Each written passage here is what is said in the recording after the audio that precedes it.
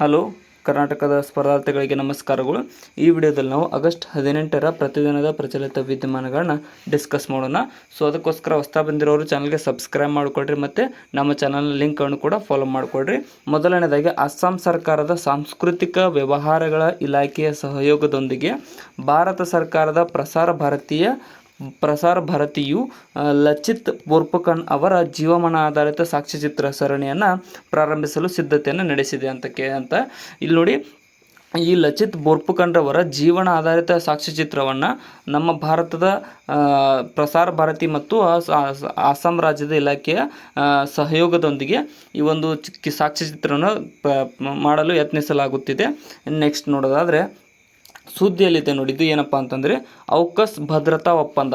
ಈ ಔಕಸ್ ಭದ್ರತಾ ಒಪ್ಪಂದ ಏನಪ್ಪ ಅಂತಂದರೆ ಇದು ಪರಮಾಣು ರಹಸ್ಯಗಳನ್ನು ಶೇರ್ ಮಾಡಿಕೊಳ್ಳುವ ಒಂದು ಒಪ್ಪಂದವಾಗಿದೆ. ಸೊ ಇದರ ಅಡಿಯಲ್ಲಿ ಪರಮಾಣು ರಹಸ್ಯಗಳನ್ನು ಅಮೆರಿಕ ಹಾಗೂ ಬ್ರಿಟನ್ನೊಂದಿಗೆ ವಿನಿಮಯ ಮಾಡುವ ಒಪ್ಪಂದಕ್ಕೆ ಆಸ್ಟ್ರೇಲಿಯಾ ದೇಶವು ಕೂಡ ಸಹಿ ಹಾಕಿದೆ. ಸೊ ಈ ಔಕಸ್ ಒಪ್ಪಂದ ತುಂಬ ನ್ಯೂಸಲ್ಲಿದೆ, ಇದನ್ನು ಕೂಡ ನೋಡಿಕೊಡ್ರಿ. ನೆಕ್ಸ್ಟ್, ಅಮೆರಿಕಾಗೆ ಭಾರತದ ನೂತನ ರಾಯಭಾರಿಯಾಗಿ ವಿನಯ್ ಮೋಹನ್ ಕ್ವಾತ್ರಾರವರನ್ನು ನೇಮಿಸಲಾಗಿದೆ. ಇತ್ತೀಚೆಗೆ ಇವರು ಕೂಡ ಸುದ್ದಿಯಲ್ಲಿದ್ದಾರೆ, ವಿನಯ್ ಮೋಹನ್ ಕ್ವಾತ್ರಾ.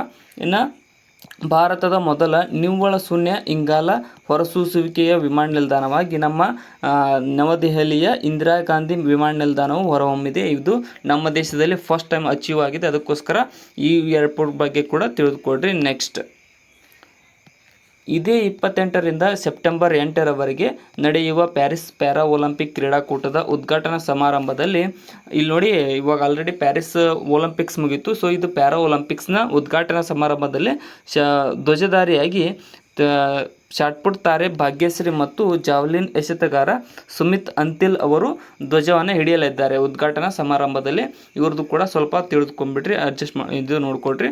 ನೆಕ್ಸ್ಟ್, ಇನ್ನು ಕಡಲ ತೀರ ಭದ್ರತೆಯನ್ನು ಖಾತ್ರಿಪಡಿಸುವಲ್ಲಿ ಸಹಕಾರವನ್ನು ಬಲಪಡಿಸಲು ಆಸ್ಟ್ರೇಲಿಯಾದ ಕ್ಯಾನ್ಬೆರಾದಲ್ಲಿ 6ನೇ ಭಾರತ ಆಸ್ಟ್ರೇಲಿಯಾ ಸಾಗರ ಭದ್ರತಾ ಸಂವಾದವನ್ನು ಇತ್ತೀಚೆಗೆ ಆಯೋಜಿಸಲಾಗಿದೆ. ನೆಕ್ಸ್ಟ್, ಅತ್ಯಾಧುನಿಕ ತಂತ್ರಜ್ಞಾನ ಒಳಗೊಂಡಿರುವ ಭೂವೀಕ್ಷಣೆಯ ಕಿರು ಉಪಗ್ರಹ IOS 08 ಶ್ರೀಹರಿಕೋಟಾದಿಂದ ಯಶಸ್ವಿಯಾಗಿ ಉಡ್ಡಯನ ಮಾಡಲಾಗಿದೆ ಇತ್ತೀಚೆಗೆ. ನೆಕ್ಸ್ಟ್ ನೋಡೋದಾದರೆ,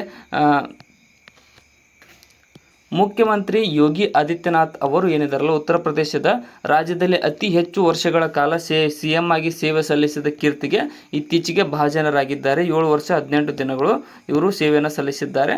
ಇವರು ಕೂಡ ಸುದ್ದಿಯಲ್ಲಿದ್ದಾರೆ. ನೆಕ್ಸ್ಟ್, ಕರ್ನಾಟಕದ ಹೆಸರಿಗೆ 50 ವರ್ಷ ಸಂಭ್ರಮಾಚರಣೆ. ಅಂದರೆ ನಮ್ಮ ಕರ್ನಾಟಕಕ್ಕೆ 1973ರಲ್ಲಿ ಮೈಸೂರು ಸಂಸ್ಥಾನ ಇದ್ದಿದ್ದು ಕರ್ನಾಟಕ ಅಂತ ಹೆಸರು ಚೇಂಜ್ ಮಾಡಿದರು. ಸೊ ಅವಾಗಿನಿಂದ ಇಲ್ಲಿವರೆಗೆ 50 ವರ್ಷಗಳು ಕಂಪ್ಲೀಟ್ ಆಗಿದ್ದಾವೆ. ಸೊ ಅದಕ್ಕೋಸ್ಕರ ಅದರ ವಿಶೇಷತೆಗಾಗಿ ಹೆಸರಾಯಿತು ಕರ್ನಾಟಕ ಉಸಿರಾಗಲಿ ಕನ್ನಡ ಅನ್ನುವಂತಹ ಅಭಿಯಾನದಡಿಯಲ್ಲಿ ಎಲ್ಲ ಸರ್ಕಾರಿ ನೌಕರರು ಕೆಂಪು ಹಳದಿ ಬಣ್ಣದ ಕೊರಳುದಾರ ಅಂದರೆ ಟ್ಯಾಗ್ ಏನಿರ್ತೈತಲ್ಲ ಆ ಟ್ಯಾಗ್ ಕಲರ್ ಕೆಂಪು ಹಳದಿ ಮತ್ತು ಕೂಡಿರಬೇಕು ಅಂತ ಹೊಂದಿದ ಗುರುತಿನ ಚೀಟಿಯನ್ನು ಕಡ್ಡಾಯವಾಗಿ ಧರಿಸಬೇಕೆಂಬ ರಾಜ್ಯ ಸರ್ಕಾರ ಇತ್ತೀಚೆಗೆ ಆದೇಶಿಸಿದೆ. ಅದು ಕೂಡ ಕಾರ್ಯಗತ ಬರಲಿದೆ. ನೆಕ್ಸ್ಟ್, ಇತ್ತೀಚೆಗೆ ಹರಿಯಾಣ ರಾಜ್ಯವು ಹರ್ ಘರ್ ಹರ್ ಗೃಹಿಣಿ ಅನ್ನುವಂತಹ ಯೋಜನೆಯನ್ನು ಪ್ರಾರಂಭಿಸಿದೆ. ಇದು ಮಹಿಳೆಯರಿಗೆ ಮಹತ್ವವಾದ ಒಂದು ಕೊಡುಗೆ ನೀಡುವ ಯೋಜನೆಯಾಗಿದೆ. ನೆಕ್ಸ್ಟ್ ನೋಡೋದಾದರೆ, ಭಾರತದ ಅಗ್ನಿ ಕ್ಷಿಪಣಿಗಳ ಪಿತಾಮಹ ಎಂದೇ ಖ್ಯಾತರಾದಂತಹ DRDO ವಿಜ್ಞಾನಿಯಾದ ಡಾಕ್ಟರ್ ರಾಮನ್ ರೈ ಅಗರ್ವಾಲ್ ಅವರು ಇತ್ತೀಚೆಗೆ ನಿಧನಗೊಂಡಿದ್ದಾರೆ. ಇವರು ಕೂಡ ಸುದ್ದಿಯಲ್ಲಿದ್ದಾರೆ. ಯಾಕಂತಂದರೆ ಅವರಿಗೆ ಅಗ್ನಿ ಕ್ಷಿಪಣಿಗಳ ಪಿತಾಮಹ ಅಂತ ಕರೆಯಲಾಗುತ್ತಿತ್ತು. ಸೊ ಇಲ್ಲಿಗೆ ಇವತ್ತಿನ ಕರೆಂಟ್ ಅಫೇರ್ಸ್ ಮುಕ್ತಾಯಗೊಂಡಿದ್ದಾವೆ. ಸೊ ಇಲ್ಲಿ ನೋಡಿ, ನಿನ್ನೆ ಒಂದು ಪ್ರಶ್ನೆ ಕೇಳಿದ್ದೆ, ಏನಪ್ಪ ಅಂತಂದರೆ ಜಾರಿ ನಿರ್ದೇಶನಾಲಯದ ನೂತನ ಅಧ್ಯಕ್ಷರಾಗಿ ಯಾರು ನೇಮಕಗೊಂಡಿದ್ದಾರೆ ಅಂತ. ಸೊ ಇಲ್ಲಿ ಸರಿಯಾದ ಉತ್ತರ ರಾಹುಲ್ ನವೀನ್. ನೋಡಿ, ಸರಿಯಾದದ್ದು. ನಿನ್ನೆ ಭಾಳಷ್ಟು ಜನ ಕಮೆಂಟ್ ಮಾಡಿದರೆ ಅವ್ರಿಗೆಲ್ಲರಿಗೂ ರಿಪ್ಲೈ ಕೊಟ್ಟಿದ್ದೇನೆ. ಸೊ ಇವತ್ತು ಕೂಡ ಒಂದು ಕ್ವಶನ್ ಇದೆ, ಏನಂತಂದರೆ ವಿಶ್ವದ ಅತ್ಯಂತ ಹಳೆಯ ಕ್ಯಾಲೆಂಡರ್ ಅಂದರೆ 1300 ವರ್ಷದಷ್ಟು ಹಳೆಯ ಕ್ಯಾಲೆಂಡರ್ ಇತ್ತೀಚೆಗೆ ಪತ್ತೆಯಾಗಿದೆ. ಸೊ ಅದು ಯಾವ ದೇಶದಲ್ಲಿ ಪತ್ತೆಯಾಗಿದೆ ಅನ್ನೋದನ್ನು ನೀವು ಕಮೆಂಟ್ ಸೆಕ್ಷನ್ದಲ್ಲಿ ಕಮೆಂಟ್ ಮಾಡಿ ತಿಳಿಸಿ. ಸೊ ಸರಿ ಉತ್ತರಗಳಿಗೆ ನಾನು ರಿಪ್ಲೈ ಕೊಟ್ಟಿರ್ತೀನಿ.